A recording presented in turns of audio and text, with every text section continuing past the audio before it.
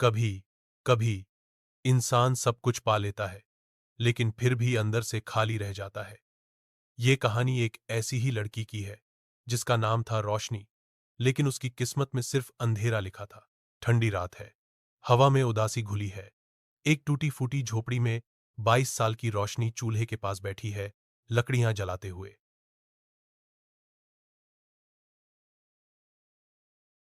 रोशनी ने बचपन में ही माँ बाप को खो दिया था। माँ की आखिरी लोरी और पिता की मुस्कान सिर्फ एक धुंधली याद बनकर रह गई थी। वो आसमान की तरफ देखती है, आंखें नम है। रोशनी धीरे से, माँ कहती थीं, हर रात के बाद सवेरा आता है, लेकिन मेरे हिस्से की सुबह तो शायद आई ही नहीं। सुबह का वक्त, रोशनी गांव के कुएं से पानी भरने जाती है। कुछ औरतें उसे घूरती हैं, कोई उससे बात नहीं करता।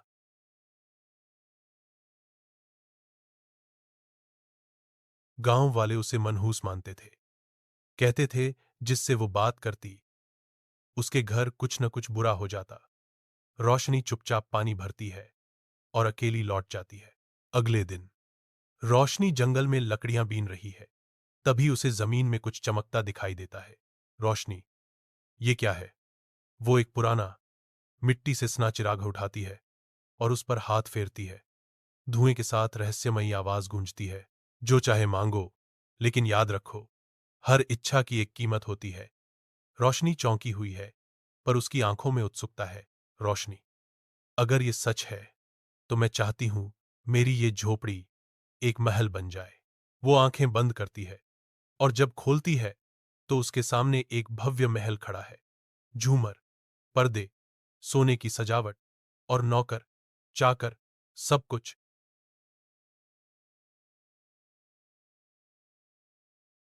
रोशनी की जिंदगी पहली बार बदली थी, पर शायद वो ये भूल गई थी कि हर चमक सोना नहीं होती। कुछ दिन बाद रोशनी के चेहरे पर अब रौब है। वो फिर से चिराग उठाती है। रोशनी, मैं चाहती हूं लोग मेरा नाम जाने, मेरा सम्मान करें, मैं खास बन जाऊं। और फिर अगले दिन अखबारों में उसकी तस्वीरें, लोग उसके दरवाजे पर उसकी तारीफ करते हुए।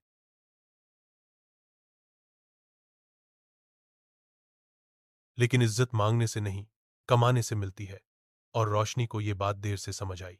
रात है, रोशनी खिड़की के पास खड़ी है। नीचे जश्न हो रहा है, लेकिन उसकी आंखें बुझी हुई हैं।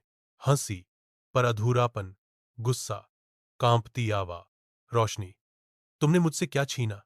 मेरी हंसी, मेरा सुकून, मेरे लोग?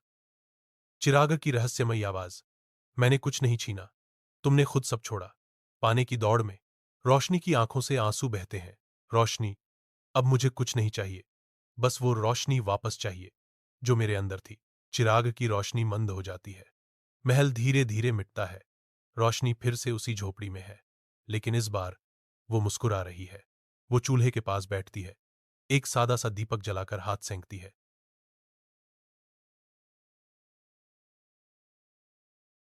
सच्ची रोशनी बाहर की चीज नहीं होती, वो तो दिल के अंदर जलती है।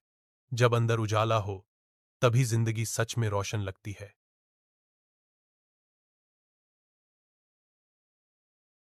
ये कहानी सिर्फ रोशनी की नहीं, हम सबकी है। हम सब चाहते हैं बहुत कुछ, पर कभी कभी जो हमारे पास है वही सबसे अनमोल होता है।